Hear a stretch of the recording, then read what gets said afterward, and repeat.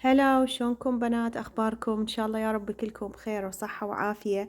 أدري هالسنة هواية متأخرة بالركن الرمضاني، كل سنة والله أسويه قبل رمضان بأسبوع، بس هالسنة ما أعرف يعني صار عندي هواي شغلات وانشغلت، فمو مشكلة راح أسويه وياكم. أنا من البارحة مسويته بس اليوم قلت أنزله لكم. راح أسوي الركن الرمضاني بهاي الزاوية عندي بالصالة، طبعا خالة عليها شغلات أريد أشوفكم إياها قبل وبعد. اكو شغلات راح اشيلها واكو شغلات ابقيها. هسه مثلا هاي الفكترولة هاي راح اشيلها، ما لها داعي، وراح اخلي بمكانها شغلات. هاي السلة الجوة همينة راح ابقيها، شكلها حلو يعني شكلها اصلا رمضاني من الخوص.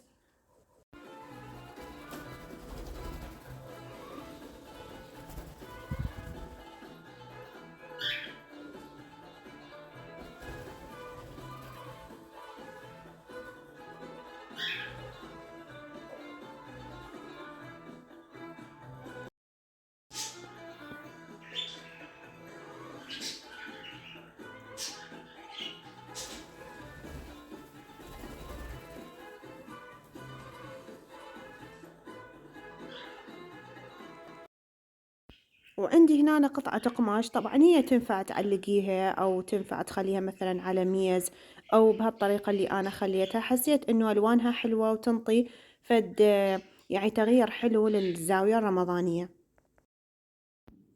وعندي هاي الفوانيس الرمضانية الحلوة، هذا الأول أخذته من الأمازون، وهذا الثاني التراثي هذا كان عندي موجود من أول، فخليت واحد هنا مبدئيا، بعدني يعني أكو شغلات هم راح تتغير.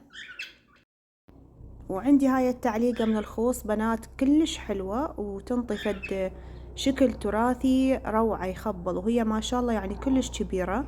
هسه إن شاء الله تشوفوها بالفيديو.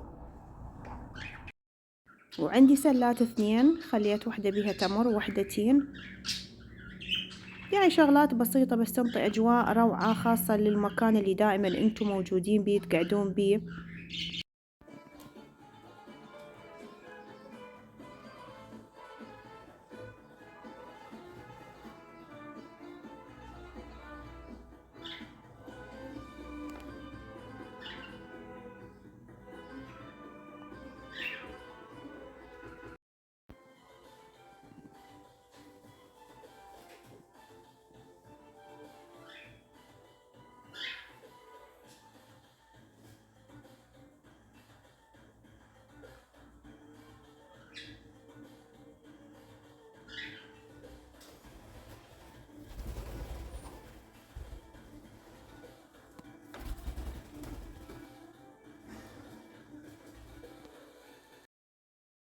وهذا الشكل النهائي للركن الرمضاني. أنا هواية حبيته والله، وغير هواية بالصالة، انطفت أجواء روعة. إن شاء الله انتو هم عجبكم، كتبوا لي رأيكم بالتعليقات، ورمضان إن شاء الله كريم علينا وعليكم.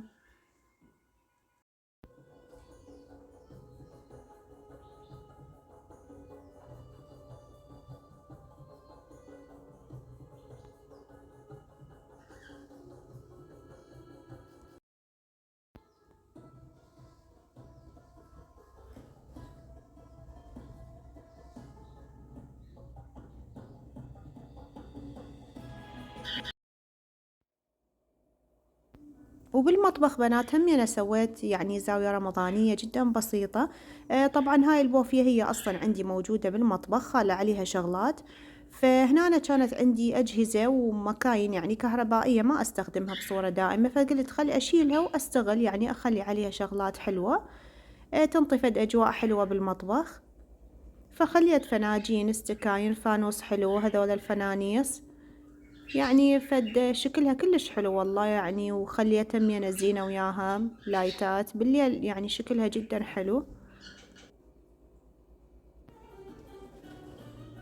وهذا كان الفيديو لليوم، ان شاء الله عجبكم. لا تنسون اللايك وتعليقاتكم الحلوة، وشيروا قناتي اذا عجبكم الفيديو لكل خواتكم وصديقاتكم.